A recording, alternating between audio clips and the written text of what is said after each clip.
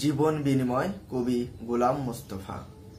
বাদশা বাবুর কাঁদিয়া ফিরিছে, নিদ নাহি চোখে তার, পুত্র তাহার হুমায়ুন বুঝি বাঁচে না এবার আর। চারিধারে তার ঘনায়ে আসিছে মরণ অন্ধকার। রাজ্যের যত বিজ্ঞ হেকিম কবিরাজ দরবেশ এসেছে সবাই, দিতেছে বসিয়া ব্যবস্থা সবিশেষ। সেবা যত্নের বিধিবিধানের ত্রুটি নাহি একলেশ, তবু তার সেই দুরন্ত রোগ ঘটিতেছে না কহায়। যতদিন যায় দুর্ভোগ তার ততই বাড়িয়া যায়, জীবন প্রদীপ নিভিয়া আসিছে অস্ত রবির প্রায়। সুধালো বাবুর ব্যগ্র কণ্ঠে ভীষকে বিন্দে ডাকি, বলো বলো আজি সত্যি করিয়া দিও না কোমরে ফাঁকি। এই রোগ হতে বাদশা শাহজাদার মুক্তি মিলিবে নাকি?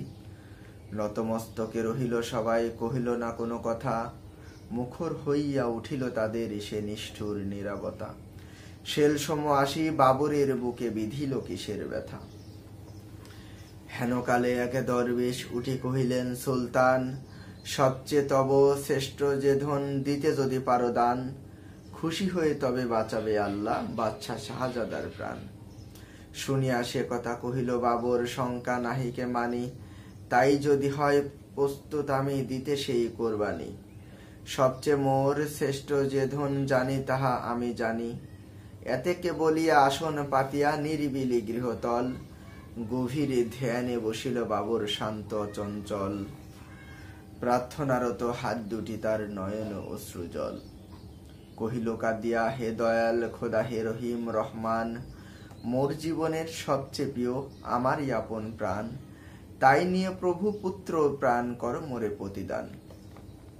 স্তব্ধ নীরব গৃহতল, মুখে নাহি কারো বাণী, গভীর রজনী সুপ্তি মগন নিখিল বিশ্বরানী।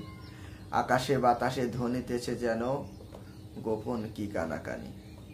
সহসা বাবর ফোকারি উঠিল, নাহি ভয় নাহি ভয়, প্রার্থনা মোর কবুল করেছে আল্লাহ যে দয়াময়। পুত্র আমার বাঁচিয়া উঠিবে, মরিবে না নিশ্চয়।